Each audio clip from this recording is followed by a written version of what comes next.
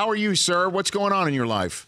You good? I'm just sitting in Cleveland. It's kind of a dreary day. They let a tough one get away last night. They did. The mood is real somber here in these parts. So let me ask you, what did happen last night? Cavs run out of gas. Warriors just asserted themselves. To what do you attribute that finale? You know what? I hear a lot of people, they're tired. But guess what, Rich? You're supposed to be tired. At the end of the game, you want to be able to put your head in a cold shower after a win or loss and say, I gave it all I got. You want to be exhausted when you're driving home. You want to be exhausted. If not, you didn't exert the right amount of energy. So, yeah, they may have ran out of gas, but, a lot of things needed to happen last night for them to win. It's a lot of ifs with that game. If Kyle Korver would have hit the shot in the corner, if LeBron wouldn't miss 2 layups, they'd win. But you can never blame that on fatigue because at this point in the season, if you're not tired, then you don't really want that championship. So what's missing for the Cavs? Well, last night they let a tough one get away.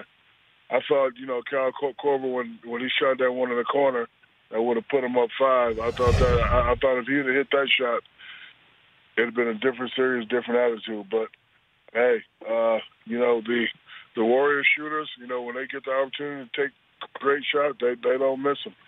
Kevin Durant, when they were down by, I think, 2, and he came down and shot that 3, put them up by 1, he nailed the shot. So it's all about making shots. It's a make-or-miss league. Shaquille O'Neal joining us from Cleveland. Let's get into it then because this is going to be the conversation. Let's front-load the conversation. If this is a sweep, are the Warriors the greatest team of all time? Shaquille O'Neal. I would say they're the first perfect team, and but me, I'm always looking at the Celtics teams and the Laker teams and LeBron's team in Miami. It'll be hard for me to say that they're the best team ever. However, their record will indicate that they're the best team ever since they'll be the first team to go 16-0 and win a championship. We almost did it until Iverson hit us for that 55 in Game 1. That was actually my goal to be the first team to do it, but they already, surpassed us. So to answer your question, I don't know yet. So I think if they win a put together a string of championships, then you can start saying that they're the best team ever. And then what's going to be the league reaction? Will we see just as many teams try to create super teams, or are we going to see maybe a formation of a bad boys type era where we're going to start putting finesse or elite motion type teams like the Warriors on their ass? What do you think? I think you're going to see more super teams. A lot of people say LeBron started it, and Kevin did it. So we put so much pressure on these great players to win. Hey, guys got to do what they got to do to get the ring, right? That's true. And so then, where's LeBron's super team in Cleveland or somewhere else with him making it a super team? Shaq. No, a lot of people speculate that when D Wade recruited him and Chris Bosh, that was the first super team. And then Kevin Durant did it to the team that they were up 3-1, they lost, and then he joined them. And he has a lot of room to operate because they have 2 guys on that team that you must double and 4 guys that you have to pay attention to. And they play great defense, and they have the defense player of the year in Draymond Green. And they move the ball beautifully, effectively, and efficiently. And they don't really care who gets the most points or who's doing what, who's doing that. And that's what makes their team so good. That team is super, super unselfish. So then, like I said, do the Cavs try and get themselves more people with Kyrie and LeBron, best they can slice it up salary cap wise, or does LeBron just basically say, I'm going to go ahead and do what I did the last time? I checked the box. I've been in Cleveland. I'm going somewhere else after winning in Cleveland. Shaq. No, LeBron doesn't have to do that because he already has, 2, 3 rings? So, like if you're in the pursuit of your first championship and you join a super team, but, LeBron, I'm sure he's going to give it to the general manager and the owners and say, hey, we got to regroup.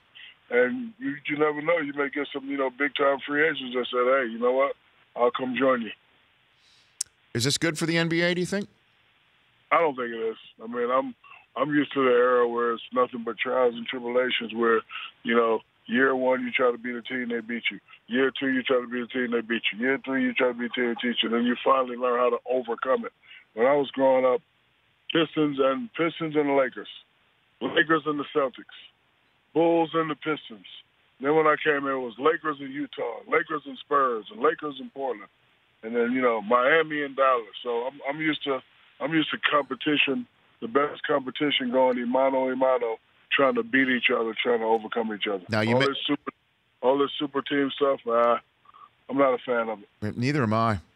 And I'm just wondering if Durant at some point is going to turn around and say he wants to try and do it himself, and that might be the way that this logjam gets broken up at some point. That we're assuming it's coming. I mean, after he wins and gets his monkey off his back, then yeah, because you can always say, you know what, I got one.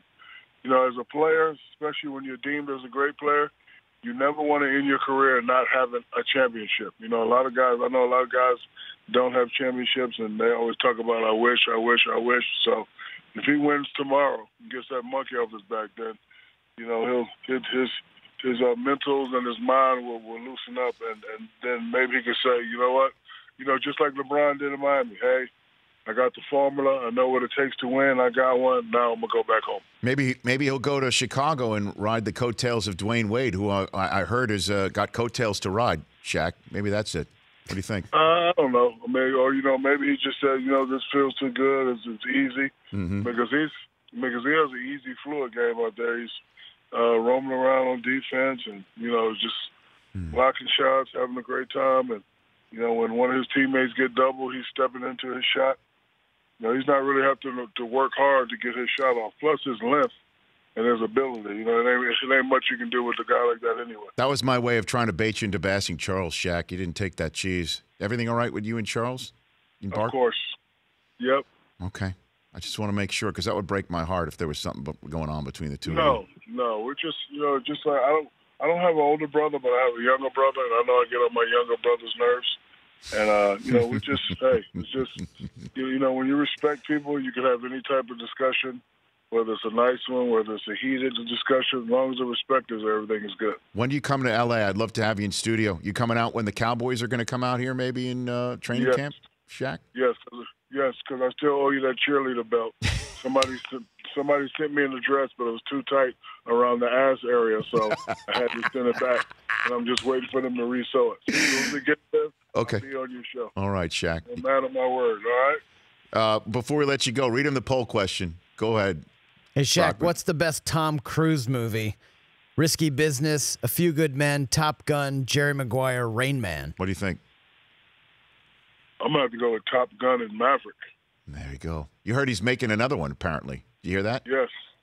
And The Mummy is coming out, I think, this weekend. That's right. Look at you, Shaq. Yes. All right. You take care of yourself. Thanks for calling in from Cleveland. We'll chat soon. You got it. That's Shaq. At Shaq. The Rich Eisen Show. Weekdays at noon Eastern on radio stations across the country and audience. Isn't it amazing you can download an app with your thumbprint? You should download our app with your thumbprint.